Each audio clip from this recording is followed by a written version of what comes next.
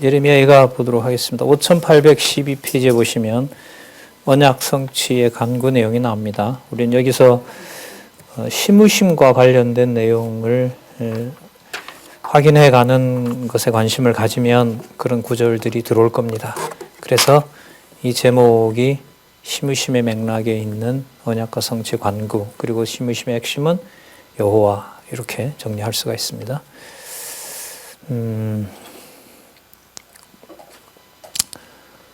1절에서부터 11절까지 패망한 모습과 그 까닭을 진술합니다. 그 까닭은 범죄해서 그랬겠죠. 그리고 여호와께서 살피시기를 간구합니다. 중간중간에 한번 보도록 하겠습니다. 1절에 슬프다 이성이여 본래는 거민이 많더니 이제는 어찌 그리 적막히 앉았는고 본래는 열국 중에 크던 자가 과부가 되었다고 합니다. 조공을 받던 자가 조공을 바치게 되었고 그 광경을 보니 밤새도록 애곡하고 눈물이 뺨에 흐르고 3절에 보면 환난과 많은 수고로 사로잡혀가는 유다에 대해서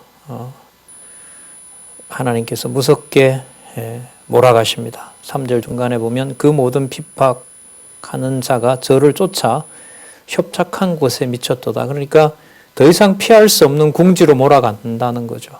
앞부분에 보면 시드기야 왕이 도망가다가 잡혀서 처참하게 되죠. 그리고 바벨론으로 잡혀가잖아요. 4절에 시온의 도로가 처량하며 절기에 나아가는 사람이 없도다. 모든 성문이 황적하여 황폐하게 됐다는 거죠. 제사장들이 탄식하고 처녀들이 근심하며 저도 권고를 받았다. 권고받는다는 말은 쓰라린 고통을 당한다 이 말입니다. 권하죠. 권고라 그러죠. 권고하게 된다는 거죠. 5절에 볼게요. 저의 대적이 머리가 되고 저의 원수가 형통함은 저희 죄가 많으므로 여호와께서 권고케 하셨습니다. 그러니까 이게 죄졌기 때문에 범죄한다 이게 아니라 여호와께서 진노하시는 것이다라는 겁니다. 그러니까 바벨론이 하는 것이 아니라 여호와께서 하신 것이다. 뭐에 대해서? 악에 대해서. 악행에 대해서 칭찬하는 것이 아니라 악행에 대해서는 심판하시는 것이 바로 여호와께서 그 율법에 명한 바잖아요. 그게 이루어진 거라는 거죠. 6절에 보면 처녀 시온의 모든 영광이 떠나갔다고 얘기를 하고요. 목백은 뭐냐면 지도자들이 전부 이제 여기 보면 꼴을 찾지 못한 사슴이 휘청거리는 것처럼 보인다는 겁니다. 그리고 7절에 보면 예루살렘이 환난과 그 군박, 방황하는 거죠. 옛날의 모든 즐거움을 생각해보면 도저히 비참해서 이제 견딜 수가 없다는 겁니다.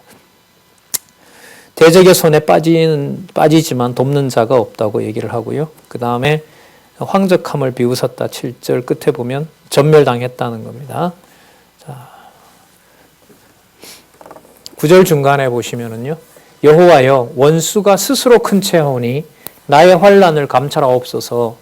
대적이 손을 펴서 보물을 빼앗았나이다. 주께서 이미 이방인을 금하여 주의 공예에 들어오지 못하게 하셨사오나. 그러니까 그 이방인들이 예루살렘 성전에 못 오거든요. 그런데 어떻게 이방인들이 와서 이렇게 성전을 짓밟게 되냐는 거죠. 이걸 우리의 범죄로 인하여 여호와께서 진노하고 있는 상황입니다. 그러니까 여호와의 일입니다. 이렇게 정리를 하셔야 됩니다. 11절에 보면 나는 비천하오니 여호와여 나를 권고하옵소서. 자, 그리고 12절에서부터 22절에 보면 예루살렘의 처참함을 탄식하며 대적의 멸망을 간구합니다. 계속해서 이제 주어인 여호와를 부각시키면서 시를 짓도록 한 거죠. 무릇 지나가는 자여, 대적이겠죠. 너희에게는 관계가 없는가? 내게 임한 근심 같은 근심이 어디 있는가? 너희에게도 있다 이런 거예요. 여호와께서 진노하신 날에 나를 괴롭게 하신 것이라. 13절에 보면 골수에 불을 보내어 이기게 하고 여호와께서 하셨다는 거죠. 골수를 태웠다는 거예요. 얼마나 이제 극심한 고통을 받게 됐는지요. 그리고 내 발 앞에 그물을 베푸사 나로 물러가 자빠지는 거죠. 그물에 걸려서 종일토록 그 오싹 고적한 다음에 오싹하게 만드는 거죠. 대적이 또 와서 죽이면 어떻게 하나. 자, 14절 내 죄악의 멍에를 그 손으로 묶고 얽어서 내 몸에게 올리사 내 힘을 피곤케 했다. 여러분 손 묶어서 뒤로 해가지고 포로들 잡아가잖아요. 그런 모양으로 여호와께서 그렇게 만들었다는 거예요. 15절에 주께서 모든 용사를 없앴고요. 16절에 보면 이를 인하여 내가 우니 내 눈이 눈물이 물같이 내 눈에 눈물이 물같이 흐름이여 나를 위로하여 내 영을 소생시킬 자가 멀리 떠났음이로다. 원수들이 이김에 내 자녀들이 외롭도다. 놀라게 된다 이 말입니다. 외롭다라는 말은 계속해서 여호와를 강조하죠. 17절 중간에 여호와께서 야곱의 사면에 있는 자를 명하여 야곱의 대적이 되게 하셨다. 자, 그런 여호와는 18절 의로우시도다. 그러니까 여러분 멸망당하는 상황에 여호와께서 하시는 일이 의롭다라는 것을 믿어지게 해주는 것이 심으심과 직결됩니다. 내가 여호와의 명령을 거역하였도다. 너희 모든 백성들아 내 말을 듣고 내 근심을 볼지어다. 나의 처녀와 소년들이 잡혀갔도다. 자, 그리고 대제사장 장로들은 먹을 거 구하러 다니다가 전부 다 기절해버리는 거죠. 그게 19절이고요. 20절 여호와의 도로 없어서 내가 환난 중에 마음이 괴롭고 마음이 번뇌하오니 나의 폐역이 심히 큽니다. 그러니까 아까 1년 6개월 18개월 동안 그 바벨론이 그 식물을 차단해 버리잖아요. 거기서 지금 엄청난 일들이 벌어지고 있는 겁니다. 21절에 보시면은요. 중간에 보겠습니다. 21절 처음부터 저희가 나의 탄식을 들었으나 나를 위로하는 자가 없고 나의 모든 원수가 나의 재앙을 들었으나 주께서 이렇게 행하심을 기뻐하나이다. 원수들이요. 야, 너희들 여호와 안 섬기더니 잘한다. 주께서 반포하신 날을 이르게 하리니 저희가 나와 같이 되겠나이다. 그러면서 예레미야의 기도는 그들을 그냥 두실 건 아니지 않습니까? 그들도 나중에 우리가 당한 것처럼 그들도 하나님께서 벌하신다고 하셨습니다. 그래서 지금 1장 내용은 보수에 대한 간구 내용인데 그 간구의 핵심은 여호와께서 당신의 의로움을 지금 드러내고 계신다. 거기에 이제 초점이 맞춰져 있습니다. 그 다음에 2장에 보면 순환에 대한 탄식이 2장에서부터 3장 18절까지 나타나는데요. 2장 1절에서부터 10절 시온에 대한 진노의 방법과 무서운 방법을 알려주십니다. 무섭고 처참한 결과에 대해서 탄식할 수밖에 없겠죠. 여호와께서 하신 일이므로 여호와께서 회복해 주셔야 된다는 걸로 갑니다. 아까 1장 내용이 그 보수를 여호와께서 해주시는 상황이어야 가능하다, 해주셔야 가능하다고 했고요. 2장 1절 슬프다. 주께서 어찌 그리 진노하사 처녀 시온으로 구름을 덮으셨는고. 그러면서 하늘에서 이스라엘의 아름다운 것을 하늘에서 땅에 던진 진노의 날이라고 얘기를 합니다. 2절 주께서 야곱의 모든 거처를 삼키시고 주께서 삼키셨다 그러죠. 긍휼히 여기지 아니하셨다고 얘기를 합니다. 그러니까 고통을 당하는 와중에 예레미야의 글은 기록한 글은 주께서 여호와께서 만군의 여호와 이스라엘의 하나님이라는 사실을 계속 알려줘요. 이게 매우 중요한 부분이라고 봐요. 상황이 여러분 안 좋다고 해서 곧바로 말씀이 다 들리는 건 아니거든요. 그런 걸로 보면은요. 계속해서 말씀을 공급해 주신다는 것은 놀라운 은총이죠. 2절 끝에 보면 나라와 방백으로 욕되게 하셨다고 합니다. 4절 볼까요? 원수같이 활을 당기고 대적처럼 오른손을 들고 서서 눈에 아름다운 모든 자를 살육하였으며 처녀 시온의 장막에 노를 불처럼 여호와께 쏟으셨습니다. 5절 또 나옵니다. 주께서 원수같이 되어 여호와께서 뭐같이 됐다고요? 원수가 되셨어요. 이스라엘을 삼키셨으며 모든 궁을 삼키셨고 견고한 성을 회파하사 처녀 유다의 근심과 애통을 다하셨습니다. 성막을 동산의 초막같이 헐었고 공회 초서를 회파하셨습니다. 그러니까 정해진 때와 장소에 모이는 걸 전부 없애버린 거죠. 여호와께서 시온 가운데 절기와 안식일을 잊어버리게 하시며 그 장소다 뭐다 전부 없애버렸으니까요. 절기가 온들 무슨 의미가 있겠어요? 돌아온들. 7절 여호와께서 또 자기 제단을 버리시며 자기 성소를 미워하시며 궁전이겠죠. 그 여호와의 성전이죠. 궁장을 이거는 성이겠네요. 예루살렘 성을 원수의 손에 붙이심에 저희가 여호와의 전에서 소리 지르기를 절기낙화 같이 하였더라. 그러니까 6월절을 지킨다고 막 백성들이 지키던 소리를 이방인이 와서 예루살렘 성을 희롱하면서 부르는 소리로 바꿔놨다는 거예요. 누가요? 여호와께서. 거기 나오죠? 7절. 여호와께서 자기 제단을 버렸대요. 그러니까 성전을 누가 헐어버린 거죠? 자기 성소를 미워하셨대요. 여호와께서. 참, 시고 뭐고 간에 어떤 사실을 바탕으로 한 거니까요. 8절에 여호와께서 처녀 시온의 성을 헐기로 결심하시고 어떻게 헐 것인지 줄을 띄고 회파하며 어떤 방법으로 얼마만큼 회파할 건지를 여호와께서 다 그렇게 하셨다는 거예요. 9절에 보면 꺾어 회파하고 방과 방백들이 율법 없는 열방 가운데 처하게 됐고 선지자들은 묵시를 받지 못했고 장로들은 앉아서 그냥 티끌로 머리에다 티끌이나 뒤집어 쓰고 있고 예루살렘 처녀들은 머리를 땅에 숙입니다. 왜? 먹을 것 찾는다고요.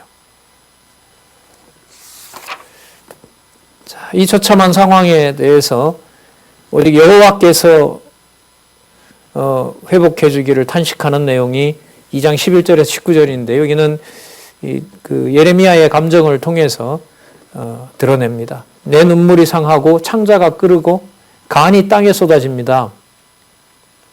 12절 저희가 성읍 길거리에서 상한 자처럼 혼미하며 그 어미의 품에서 혼이 떠날 때에 어미에게 죽어가는 애가 어머니 곡식과 포도주가 어디 있습니까? 라고 묻는다는 거죠.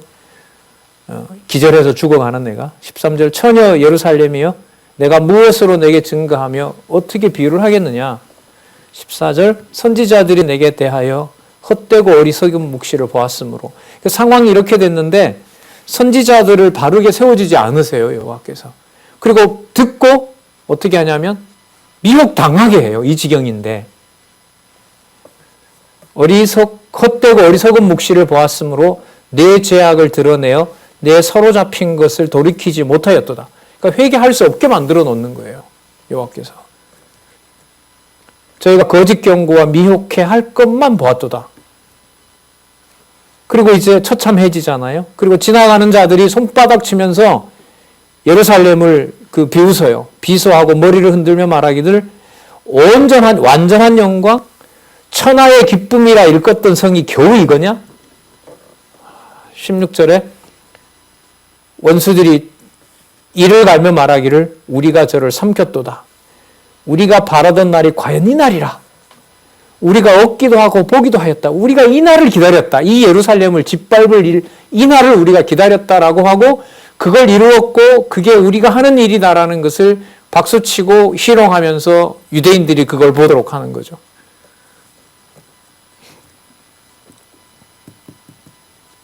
자, 17절입니다.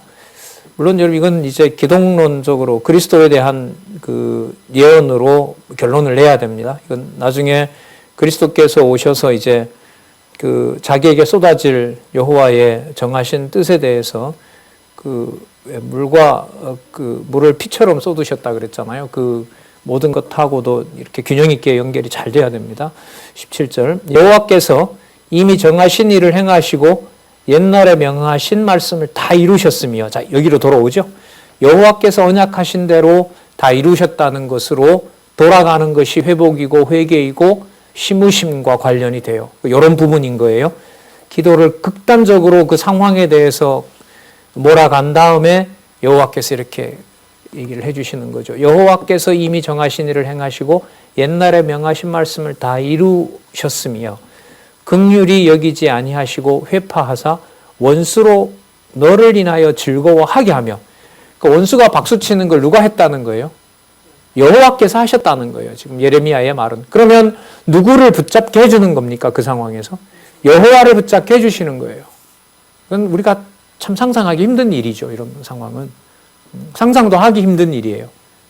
이런 일을 통해서 이제 여호와께서는 당신이 보내실 아들에 대한 그 대속 사역을 준비하고 계신다고 해도 되겠죠.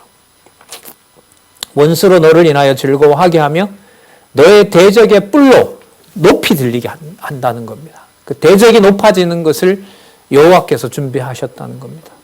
그러면 여기서는 낮아지고 고통당하고 이게 아니죠. 여기 지금 목적은 보면 그 대적들을 높이는 거, 그리고 대적들이 예루살렘 성을 희롱하는 거, 예루살렘 백성들을 죽이는 거, 그 모든 것이 바로 여호와께서 해가시는 일이라는 거죠. 그래서 제가 시므심의 핵심은 여호와께로 돌아오는, 또 31장에서 약속했던 그 마음에서부터 여호와가 주관해 주지 않으면 안 되는 백성, 그 백성에 대한 확증이라고 말씀을 드린 거죠. 그러면 이제 에스겔로 가면 이 부분을 꼭 염두에 두시고 보셔야 되는 겁니다. 지금 시므심 중에서도 이제 곧 마치게 되고 에스겔이라는 또 다른 상황으로 이제 넘어가기 때문에 지금 이 부분에 대한 정리를 통해서 에스겔과 연관이 또 돼야 돼요. 그게 이제 이 페이지가 연속되는 이유입니다. 참 이런 노래는 따라하기도 지을 수가 없고요. 인간이 따라하기도 힘든 내용들인 거죠. 18절 저희 마음이 주를 향하여 부르짖기를 처녀 시온의 성가가, 처녀 시온의 성가, 그 아름다운 그 시온 예루살렘아, 너는 밤낮으로 눈물을 강처럼 흘릴지어다. 스스로 쉬지 말고 내 눈동자로 쉬게 하지 말지어다. 밤 초경에 일어나 부르짖어라. 내 마음을 주의 얼굴 앞에 물쏟듯 할지어다. 각 길머리에서 줄이고 줄여서 혼미한 내 어린 자녀의 생명을 위하여 주를 향하여 손을 들지어다 하였도다. 그래, 하나님한테 부르짖어 봐라. 준다고 그랬지 않느냐. 여기에 대해서 또 그 예레미야가 이렇게 이제 한탄하죠. 여호와여 감찰하옵소서. 누구에게 이같이 행하셨습니까? 누구죠? 자기 백성에게 그렇게 행하셨다는 거죠. 대적들을 불러다가 여인들이 어찌 자기 열매 곧 손에 받든 아이를 먹어오며 제사장들과 선지자들이 어찌 주의 성소에서 살육을 당합니까? 어린아이와 노인은 길바닥에서 엎드려졌고 처녀들과 소년들은 칼에 죽습니다. 주께서 진노하시는 날에 죽이시되, 누가 죽이시는 거죠? 예. 긍휼히 여기지 아니하시고 살육하셨나이다. 여러분, 이걸 바벨론이 했다고 말하는 게 좋아요? 여호와께서 하셨다는 게 좋아요? 그래 표현을 해야 되거든요. 근데 그렇게 안 하죠. 22절 주께서 내 두려운 일을 사방에 부르시기를 절기에 무리를 부름같이 하셨나이다. 그러니까 모여서 6월절에 그 무교절 행사를 지키면서 기뻐서 환호하는 것이 아니라 그런 환호를 곡소리로 바꿔놓았다는 거예요. 이방인들이 와서 그렇게 그 환호하면서 우리를 조롱하는 소리로 여호와께서 바꿔놓으셨다는 겁니다. 22절 중간에요. 여호와께서 진노하신 날에 피하거나 남은 자가 없었나이다. 내 손에 받들어 기르는 자를 내 원수가 다 멸하였나이다. 이 말은 뭐냐면 이렇게 죽일 애를 뭐하러 낳게 했습니까? 이 말이에요. 예. 그리고 아까 보면 손에 받든 자기 열매인 아이를 삶아야 되는, 먹는 일이 벌어진다고 했잖아요. 이 내용이 이쯤에서 시무심으로 안 나오고 왜 이렇게 연결이 돼야 되는 거냐는 겁니다. 이건 진짜 이 상황으로 보면 본문 하나하나에 나온 개념들을 다 그냥 넘어갈 수 없이 다 확인을 해야 돼요. 그런데 지금 정리를 해주고 있죠, 성경은. 누구 이름이 제일 많이 나와요? 분명하죠? 여호와께서가 제일 많이 나와요. 그리고 그 여호와 이름은 우리가 쉽게 감당을 하거나 정리를 할 수 있어요, 없어요? 없게 해요. 없게 하신다는 말이에요. 그러나 약속은 이루어지도록 하세요. 그 말은 여호와께서 해주시는 것이고 여호와의 말씀을 듣는 백성을 그 영혼부터 다시 만들어내지 않으면 안 되게끔 되어 있는 거예요. 그래서 그게 제가 볼 때는 31장에 약속했었던 그 새로운 마음판부터 만드는 백성에 대한 의미까지 여기와 연관이 돼요. 그래야 시무심이 다 연관된다고 봐요. 자, 3장 1절에서부터 18절에 보면 고난당하도록 진노하시는 방법과 결과를 진술하며 탄식하는 내용이 나옵니다. 33장 1절 볼까요? 여호와의 노하신 매로 인하여 당하는 자는 내로다. 노하신 매가 택한 백성에게 그 쏟아지고 그걸 감당할 수 없도록 그 매에 고난당하는 자를 그 예레미야에게 자신에게 쏟아지게 한다는 거죠. 나를 이끌어 흑암에 행하고 광명에 행치 않게 하셨으며 종일토록 손을 돌이켜 자주자주 나를 치시도다. 나의 살과 가죽을 쇠하게 하시며 나의 뼈를 꺾으셨고 담즙과 수고를 쌓아 쓴 독초 있죠. 그게 담즙이라고 얘기를 합니다. 그걸 마시게 하는 것과 같은 일이 벌어진다는 거죠. 나로 흑암에 거하게 하시기를 죽은 지 오랜 자 같게 하셨도다. 8절에 보면 내가 부르짖어 도움을 구하나 내 기도를 물리치신다 그러죠. 10절에 볼까요? 저는 여호와죠. 내게 대하여 엎드려 기다리는 곰과 여호와이십니다. 여호와는 내게 대하여 엎드려 기다리는 곰과 은밀한 곳의 사자 같아서 나의 길로 치우치게 하시며 내가 길을 제대로 못 가게 하며 도망간다는 거죠. 내 몸을 찢고 나로 적막하게 하셨다는 겁니다. 활을 당기고 나를 관역으로 삼았고요. 누가요? 여호와께서 그렇게 하셨다는 겁니다. 13절에 보면 전동의 살, 화살통에 있는 화살이 내 허리를 맞추게 했다는 겁니다. 그 바벨론 군대가 활을 잘 쏘는 게 아니라 여호와께서 정통으로 거기에 맞게 했다는 거예요. 이런 노래를 왜 꼭 부르게 해야 되죠? 나는 내 모든 백성에게 조롱거리고 종일토록 그들의 노랫거리가 되었도다. 그러니까 그리스도는 반드시 십자가에서 이런 고통을 당하도록 작정되어 있어요. 회피할 수가 없어요. 많은 사람이 봐야 돼요. 예루살렘 타는 것을 본 것처럼. 그래서 로마 군인에게 희롱을 당해야 되고요. 유대인들의 손가락질을 받아야 되고 손찌검을 당해야 되는 거예요. 그걸 지금 여기서는 어떤 맥락에서 얘기를 하고 있어요? 내 이름을 부르게 하는 과정으로 그게 이게 시무심이에요.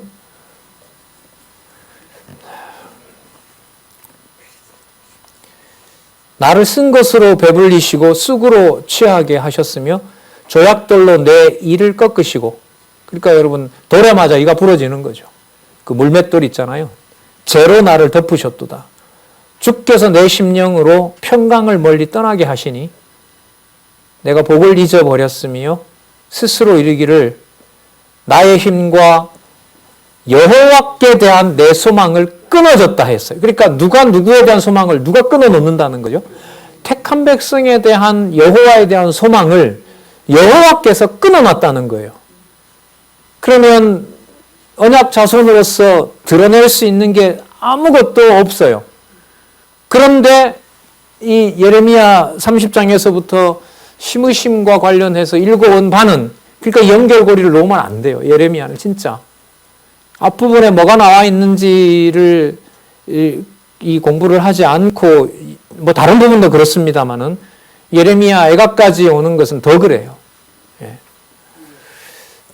뭐 우리가 연결한다고 다 믿어지는 것도 물론 아닙니다만은 표면적으로 함께 우리가 이제 소통하고 진리의 말씀으로 같이 어떤 공감을 하기 위해서는 그 전제 조건이 필요합니다. 예레미야 내용은. 어떻게 이런 표현이 되죠? 나의 힘과 여호와께 대한 내 소망을, 내가 여호와 믿는 걸 여호와께서 끊어버렸다는 겁니다. 자, 3장 19절부터 66절이라고 나오죠. 그렇죠. 이게 이제 의미 분석으로 이렇게 나눠 놓은 건데, 자, 여기 이제 주목하시기 바랍니다. 3장 19절부터 39절은 제가 아까 시므심에 대한 내용이 여호와에게로 가는 것과 연관되어 있다고 얘기를 했잖아요. 자, 19절 3장 20절 볼게요. 내 심령이 그것을 기억하고 낙심이 되어오나 중심에 회상한 즉. 자, 여기 보시기 바랍니다. 아까 표면적으로 보면 무엇을 끊어놓은 것처럼 보여요? 여호와께 대한 소망마저 끊어놓은 것처럼 보이죠. 그럼 육신의 어떤 조건으로는 여호와를 만날 수 있는 조건이 아무것도 없어요. 그리고 여기서 다 끝난 것처럼 보여요. 이게 이어와야 되는 거예요. 이 노래가. 이게 21절. 중심에 회상한 즉 마음에 깨닫게 하시는데 소망이 있다잖아요. 무슨 소망이 있냐 하면 22절에 여호와의 자비와 긍휼이 무궁하심으로 뭐 한다 하더라도 소망이 끊어진 것처럼 보인다 하더라도 하늘에 속한 여호와의 자비와 긍휼은 다 끝이 없는 거예요. 그럼 이거는 지상에 있는 조건을 가지고는 접근할 수가 있어요? 없어요? 없어요. 예루살렘 성전이나 혈육으로 자손됐다는 것 가지고는 설명이 안 돼요. 여호와의 자비와 긍휼이 무궁하심으로 우리가 진멸되지 아니함입니다. 심으심의 희망이 여기 있네요. 23절. 이것이 아침마다 죽는 줄 알았는데 아침마다 새로우니 주의 성실이 크도소이다. 그리스도의 기도하고 딱 맞죠. 내 심령에 이르기를 여호와는 나의 기업이시니 그러므로 내가 저를 바라리라 하도다. 무릇 기다리는 자에게나 구하는 영혼에게 여호와께서 선을 베푸시는도다. 사람이 여호와의 구원을 바라고 잠잠히 기다리는 것이 좋도다. 뭐가 끝났다 한 것처럼 보여도 여호와에 대한 소망이 끝난 것처럼 보이더라도 여호와의 자비와 긍휼이 무한하기 때문에 무궁하시기 때문에 여호와의 구원을 바라면서 징징거리지 말고 잠잠히 기다리는 일이 좋은 일이다. 죽으면서도 여호와의 무궁한 자비와 긍휼을 기다리도록 하시기 때문에 예레미야에가는 지금 이게 몇 절이죠? 좀 기억해야겠죠? 3장 22절, 3장 23절부터 그 26절까지 그 내용은 뭐와 연관된다? 심으심과 연관된다. 여러분, 이 부분을 전체를 모르고 그냥 골라 뽑아낸다고 해서 심으심으로 붙였다 합시다. 될까요, 이게? 마음의 만족, 이른바 공부의 만족도 없습니다. 이거는 하나하나 이거는 읽어가야 가능한 일입니다. 그리고 그 부분에 대한 그리스도와 관련된 신학적 해석은 저는 이번 강의에서는 어쨌든 본문 연결에 치중한다고 했으니까요. 신학적 해석과 관련된 부분들은 강론집을 참조하시면서 또 다음 기회가 되면 본문의 바탕을 좀 더 단단하게 두고 신학적인 성경 신학과 관련된 부분은 그때 가서 또 보도록 할게요. 잠잠히 기다림이 좋도다. 27절. 사람이 젊었을 때 멍에를 매는 것이 좋으니 멍에 매는 게 좋대요. 28절. 혼자 앉아서 아우성치지 말고 잠잠할 것은 주께서 그것을 메우셨습니다. 입을 티끌에 댈지어다. 티끌에 댄다는 말은 입 닫으라는 얘기죠. 예레미야 자기 자신이 지금 얘기를 하도록 하지만은 자기가 얼마나 지금 애타고 있어요. 울부짖고 있어요. 그죠? 근데 거기서 이제 깨닫게 되는 거죠. 이렇게 울지 않고 잠잠히 기다리도록 하는 것이 훨씬 나은 것이다라는 깨달음을 주시는 거죠. 여호와께서. 혹시 소망이 있을지로다. 30절 보세요. 희한한 참 말씀이 나옵니다. 때리는 자에게 뺨을 향하여 당하는 수치로 뭘 불려라? 그러니까 한 대 더 때려주세요. 이라는 거죠. 오른쪽에 화살을 박았으면 왼쪽에게도 쏴주세요. 그걸 누가 하시는 일인 거라는 거예요. 예. 잠잠히 기다리는 게 좋다는 거죠. 그러니까 여러분 잠잠히 기다리세요라고 말할 수 있을까요? 누가 누구에게 말을 할까요? 계시의 의미가 바로 이제 이런 부분에 있는 겁니다. 그럼 이걸 어떻게 합니까? 사람이 할 수도 없는 걸 성경은 이렇게 어떻게 얘기를 합니까? 그러니까 성경은 사람이 실천할 수 있는 그 도덕 교과서나 어떤 교훈이 아닙니다라고 말을 하는 거죠. 이게 나와 무슨 상관이 있습니까? 상관이 없습니다. 기독교는 상관없게 합니다. 그러면 공허하잖아요? 아니요. 그러니까 여호와께서 보혜사 성령을 보내주셔서 마음에서부터 새롭게 만들어주시는 겁니다. 그게 바로 당신과 내가 하나님의 백성 된다는 증거입니다. 그래서 성경은 그 자체로 권위를 가지고 있고 그 권위는 하나님의 전적인 은혜로 여러분들과 저에게 진리의 말씀으로 운동하고 계신다. 31절에 이는 주께서 영원토록 버리지 않으실 것이며, 영원토록 버리시지 않는 근거가 뭐예요? 오른쪽을 때리면 왼쪽도 돌려댈 때 가능하다는 거예요. 인간적으로는 아니잖아요. 한 대 맞고 와서 보호해줘야 여호와께서 살아계신다고 하지, 한 대 맞고 또 맞는 것을 더 원하라는 것은 하나님이 버린 것처럼 생각하기가 쉽잖아요. 그런데 주께서 영원토록 버리지 않는 자비와 긍휼의 무궁하심을 깨닫게 해주시는 과정은 우리 방식이 아니에요. 이걸 주권성이라 그래요. 당신의 방법대로 하신다는 거예요. 31절 저가 비록 근심케 하시나 그 풍부한 자비대로 긍휼히 여기실 것임이라. 이걸 누가 받겠습니까? 인간이. 이 말씀을. 33절 주께서 인생으로 고생하며 근심하게 하심이 본심이 아니다. 물론 그 본심이 아닌 것은 31장에서부터 얘기했죠. 내가 원하는 백성 내가 만들어서 내가 왕임으로 내가 통치하겠다고 얘기를 하셨는데, 그 여호와를 의지하게 하고 그 새로운 백성이 태어나게 하는 과정이 이렇게 남쪽 유다 백성들을 처참하게 아프게 하시면서 더 맞으라고 하고 맞으면서도 뭐 하지 말게 아우성치지 못하게 하시면서 당신의 존재를 깨닫게 하신다는 거예요. 35절 지극히 높으신 자의 얼굴 앞에서 사람의 재판을 굽게 하는 것과 사람의 송사를 억울하게 하는 것은 다 주의 기쁘게 보시는 것이 아니니라. 그러니까 급한 상황에서 여호와께서 주신 그 상황에 여호와께서 알려주는 그 말씀을 따르게 하시는 거죠. 예레미야가 마음이 굳었기 때문에, 아주 굳은 심지를 가지고 있기 때문에 거짓 선지자의 길로 안 가고 여호와께로 올 수 있었나요? 그는 예레미야로부터 출발하는 거잖아요. 그런 설명이 여기서는 통하지 않죠. 37절 주의 명령이 아니면 누가 능히 말하며 이루게 하랴. 자, 38절 화와 복이 지극히 높으신 자의 입으로 나오지 않느냐. 그러니까 여러분, 화와 복은 그 자체로, 화는 나한테 나쁜 거고 복은 나에게 좋은 거고 이런 방향이 아닌 거예요.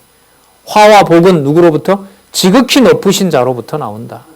그래서 여러분 그 신명기 28장과 30장의 제목이 뭐라고 되어 있죠? 복과 화를 예언한다, 이렇게 그 예언되어 있는 거죠. 그게 이 말씀의 그 예언이 됩니다.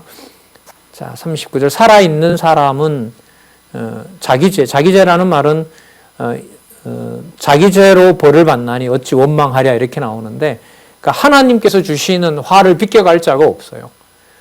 그 화에 대해서 여호와께서 뭐하면, 드러내서 책망을 하면 그걸 벗어날 사람이 있을까요, 없을까요? 없어요. 그러니까 각자 자기에게 주시는 하나님의 벌은 누구 때문이 아니라는 거예요. 누가 주신다는 거예요?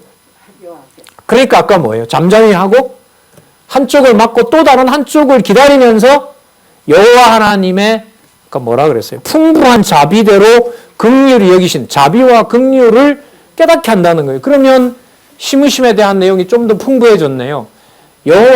뺨을 맞고 또 돌려대고 한쪽에 박힌 화살 다음에 다른 것이 박히는 걸 통해서 여호와 하나님께서는 화와 복을 주관하시는 그분, 바로 그분이 그 이름을 끊임없이 우리들에게 깨닫게 해주시는 것, 그게 바로 무한한 긍휼과 자비라고 할 수가 있겠죠.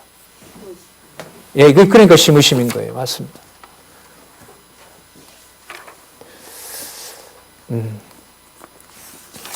자, 3장 40절에서부터 54절에 보면 범죄를 촉구하고 진노에 의한 고통을 호소하며 탄식하는 내용이 나타납니다. 그러니까 연결을 좀 하면 이렇게 되겠죠. 누구 탓하지 말고, 뭐가 어렵다 하지 말고 우리가 스스로 행위를 조심하고, 그러니까 자기에게 여호와께서 하신 그 행위를 돌아보고, 자, 누구에게로? 여호와께로 돌아가자, 이렇게 되는 거예요.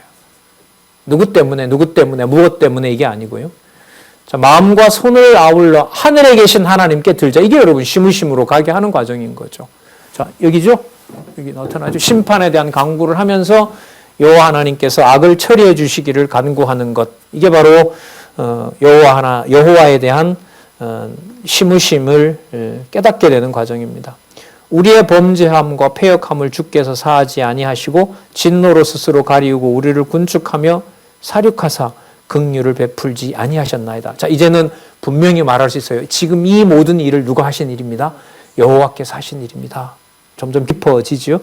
44절 주께서 구름으로 스스로 가리우사 기도로 상달치 못하게 하시며, 누구 때문에 기도를 못하는 것이 아니라 기도를 상달하지 못하는 것, 또 기도가 상달되게 하는 것, 그걸 전부 여호와 하나님의 긍휼과 자비로 가능한 일이다. 45절 우리를 열방 가운데서 찌꺼기, 폐물은 오물이죠. 찌꺼기, 쓰레기로 삼았다는 겁니다. 여호와께서 그렇게 하셨다는 겁니다. 50절로 가보겠습니다. 끊임없이 흐르는 눈물에 대해서 50절 여호와께서 하늘에서 살피시고 돌아보기를 기다리는도다. 어디에 속한 데서는 어디에서는 찾을 수 없다. 여호와의 자비와 긍휼을 땅에서는 절대로 찾을 수 없다. 자비와 긍휼은 바로 하늘에 속한 것이다. 이게 그림자인 남쪽 유다에 대한 그 백성들, 남쪽 유다 백성들 그 땅을 전부 없애버리면서 하늘에서 준비한 것을 준비하고 계시는 내용입니다. 자, 55절에서부터 66절에 보면 여호와의 이름을 부르는 것이 이제 것으로 돌아서게 되죠. 그러니까 어디에 있는 것으로 안 불러요.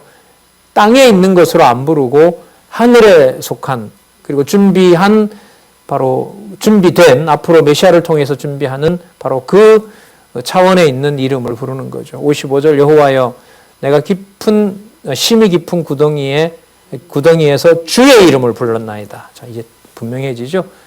주께서 이미 나의 음성을 들으셨사오니 이제 나의 탄식과 부르짖음에 주의 길을 가리우지 마시옵소서.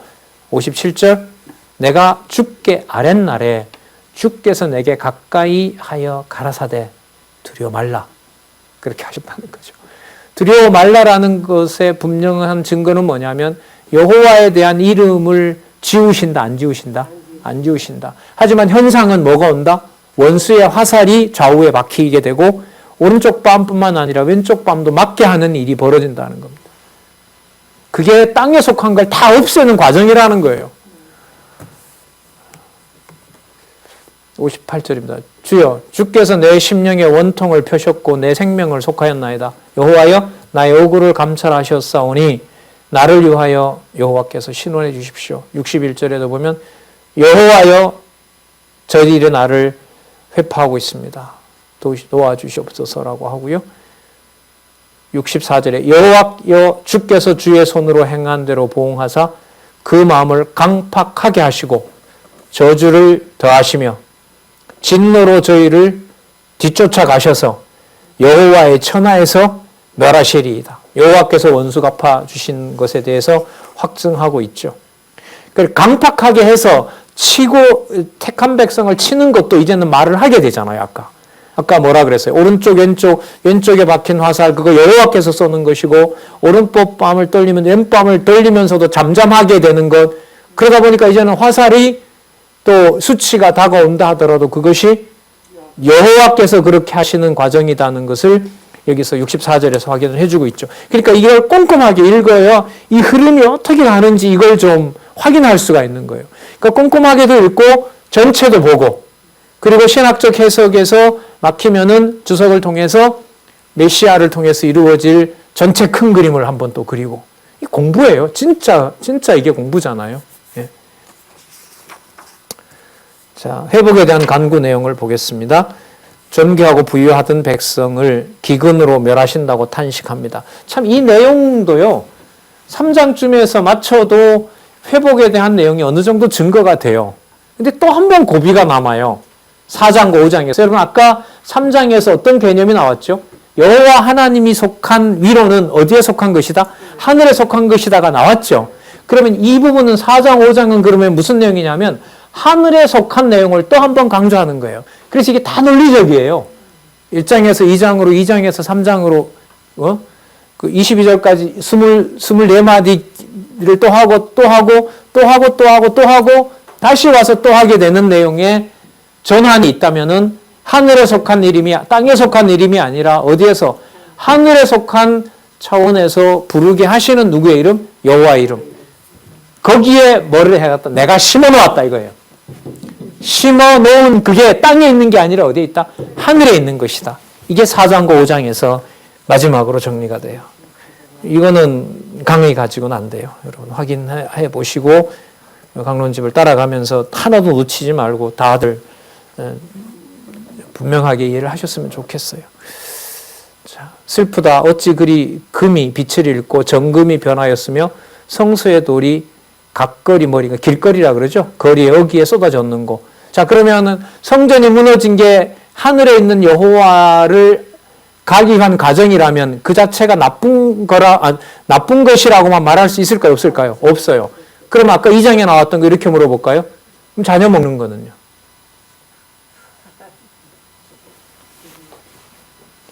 이게 나와요. 볼까요? 아까 맞는 것이 정당하다는 걸 알잖아요, 이제는. 그러면 자녀 먹는 것은?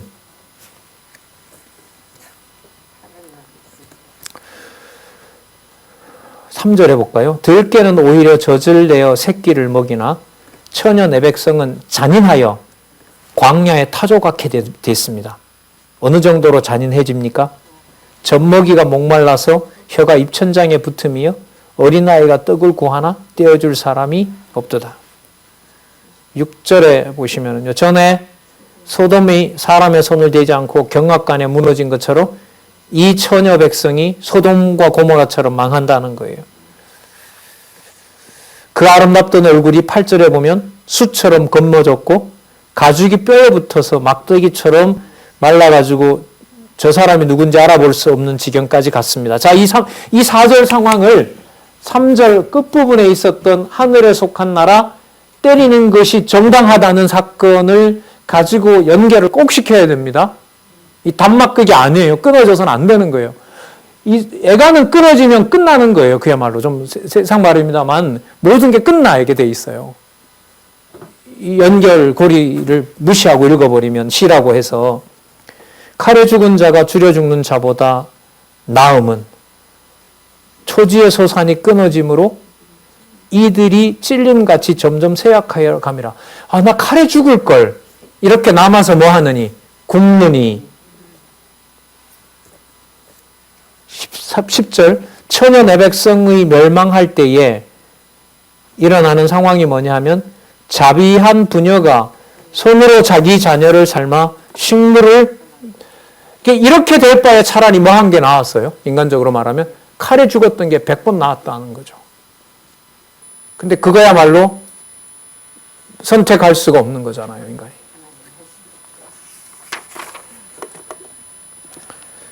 사장 11절 여호와께서 분을 발하시며 맹렬한 노를 쏟으시며 시온에 불을 피우사 그 지대를 여호와께서 사르셨다고 합니다. 12절 대적과 원수가 예루살렘 성문으로 들어갈 줄을 세상 여론과 천하 모든 백성이 믿지 못하였도다. 야, 저렇게 망해에 가냐 예루살렘이? 그걸 누가 상상이냐 했겠냐는 거예요. 13절 그 선지자들의 죄와 제사장들의 죄악을 인함이니라. 저희가 성읍 중에 의인의 피를 흘렸도다. 그 말씀을 들으라고 보냈는데 계속해서 듣지 않잖아요. 그럼 듣지 않는 자를 뭐 어떻게 돼요? 없애버려야 하잖아요. 없애버린 다음에 새로운 하나님의 백성을 만들어내야 될 거 아닙니까?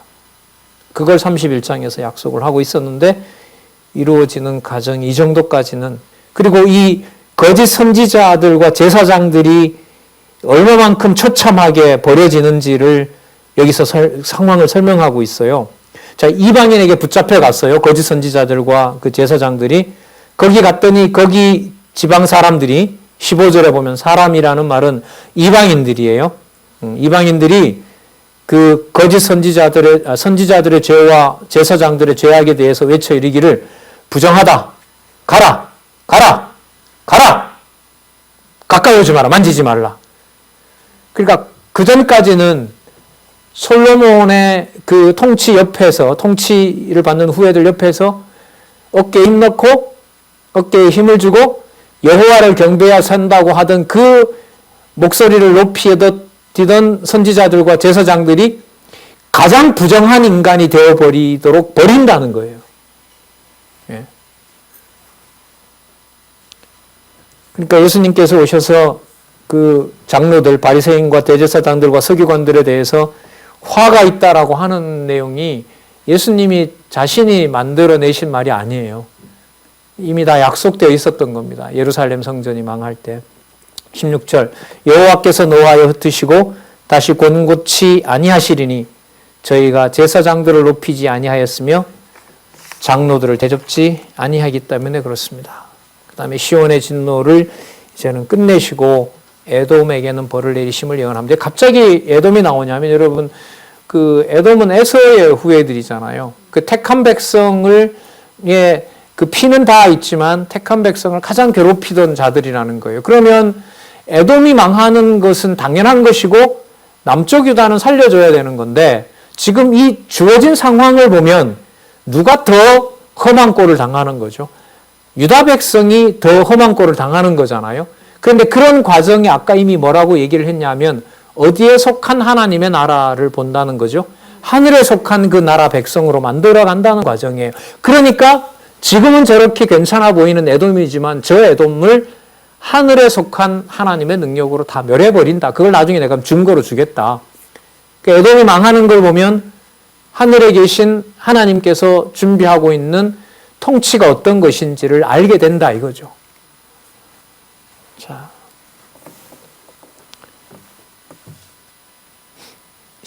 44장 20절부터 보겠습니다. 우리의 콧김 곧 여호와의 기름 부으신 자가 왕이죠. 저희 함정에 빠졌으며. 그러니까 아까 제사장들과 선지자들이 뭐 하도록 했어요? 깨닫지 못하게 했죠. 왕들이 자기 노릇을 못하게 했죠. 왕 노릇을. 그러니까 나라가 이제 궁지에 몰린 거죠. 우리가 저를 가리키며 전에 이르기를 우리가 저의 그늘 아래서 열국 중에 살겠다 하던 자로다. 그 왕 노릇하던 자로다. 자, 우수 땅에 거하는 처녀 에돔아 즐거워하며 기뻐하려무나 잔이 내게도 이를지니 내가 취하여 벌거벗으리라. 그러니까 에돔이 왜 나왔냐 하면 남쪽 유다가 망할 때 가장 비웃으면서 꼴 좋다라고 조롱하던 자들이 에돔이에요. 그러니까 진짜 죽을 맛인 거죠. 평상시에는 당당했었는지 몰라도 조롱하던 에돔에게 이제는 말을 돌려주는 거예요. 그래 웃고 있느냐?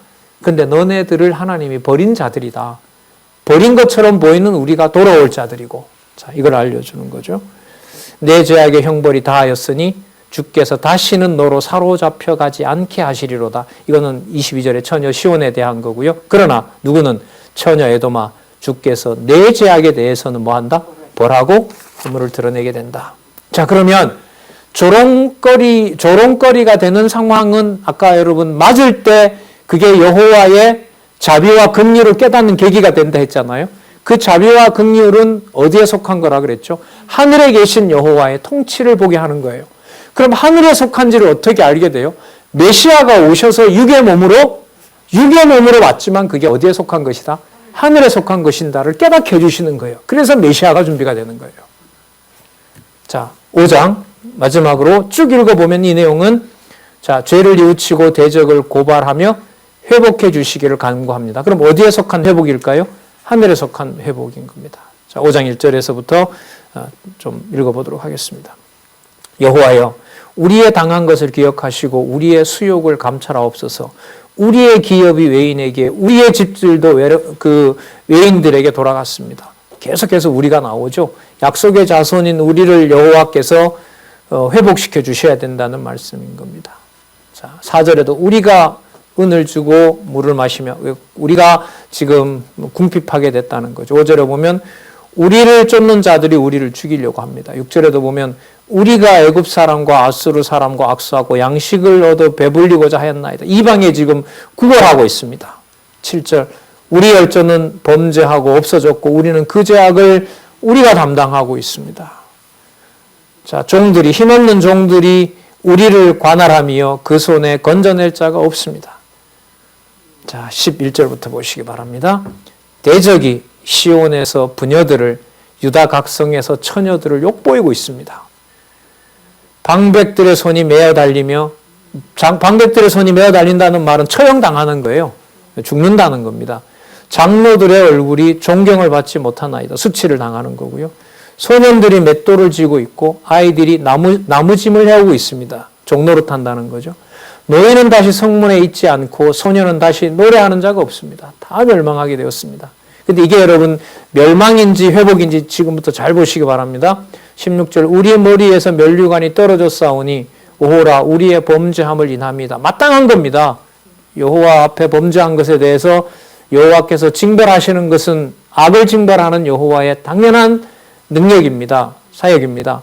이러므로 우리 마음이 피곤하고 이러므로 우리 눈이 어두우며 시온산이 황무하여 여우가 거기서 노나이다. 자, 강론집에는 19절부터 22절 본문이 없어요. 제가 읽어보겠습니다. 과거에 제가 본문 다 내드린 것 같은데 여호와여 주만 이렇게 읽으면 좋겠어요. 영원히 계시오며 주의 보좌는 세세에 미치나이다. 따라서 우리가 삽니다가 아니에요. 지금 결론을 보세요. 누구에 대한 확증으로 오죠? 여호와께서 영원히 계시고 여호와의 보좌가 있는 것이지. 그러면 땅에 망하는 일을 왜 알려줬을까요? 영원하신 여호와와 영원하신 보좌를 알려주려는 거예요. 이게 회복으로 싸매시는 것으로 연결이 돼요. 20절 주께서 어찌하여 우리를 영원히 잊으시오며 우리를 이같이 오래 버리시나이까. 자, 여호와여 우리를 주께로 돌이키소서. 그리하심보다 그렇게 해서 우리가 주께로 돌아가도록 해주십시오. 우리나라를 다시 새롭게 하셔서 옛적 같게 하옵소서. 솔로몬 시대에 누렸던 영광, 미래로 보면 여호와의 이름으로 오시는 통치자가 아까 고레스도 소개를 했잖아요. 파사왕 고레스가 와서 우리를 회복하는 바로 그 일을 하나님께서 허락해 주십시오. 22절 왜냐하면은 이렇게 되죠. 주께서 우리를 아주 버리셨사오며 우리에게 진노하심이 너무너무 특심하기 때문에 그렇습니다. 그러면 이렇게 특심한 상황이 여기 보면 5장 아까 19절이었었죠. 주만 영원하고 주의 보좌가 세세에 미치는, 절대로 그러니까 나라가 망했다 안 망했다? 망하지 않았다. 그게 바로 심으심에 대한 내용으로 결론이 나는 것입니다. 자, 더 철저하게 확인하시는 방학 맞이하시기 바라고요. 2월 첫째 주 화요일에는 큰 일이 없는 이상 개강을 할 때는 이사야부터 예레미야까지를 정리하고 1시간 그날은요. 그리고 2월 둘째 주부터 에스겔부터 시작하도록 하겠습니다. 기도하겠습니다. 하나님 아버지 감사합니다. 감당할 수 없는 말씀을 이렇게 볼 수 있도록 인도해 주셔서 감사합니다. 하나님 여호와께 간절히 소원합니다. 진리의 말씀 허락해 주시고 또한 볼 수 있고 읽을 수 있고 함께 확인할 수 있는 놀라운 시대를 살아가게 해주셔서 감사합니다. 보혜사 성령께서 이 말씀에 더 깊이 사로잡히도록 우리를 인도해 주시고 곳곳에서 수고하는 주의 귀한 사역자들 그리고 진리의 말씀을 사모하며 그 말씀에 의지하여 살아가는 여러 어려운 가운데 있는 모든 주의 지체들 여호와 하나님 생명의 말씀으로 하나님께서 늘 지혜와 총명을 허락해 주시기를 원합니다. 결코 쉽게 말할 수 없는 하나님의 나라이지만 깨닫게 하시는 하나님의 놀라운 은총으로 옆구리에 하살이 박히는 상황도 여호와 하나님의 살아계신 증거로 받을 수 있는 무한한 자비와 은총을 허락해 주시옵소서. 여호와 하나님께서 지켜주시기를 또한 다시 간구하오며 예수님의 이름으로 기도드렸습니다. 아멘.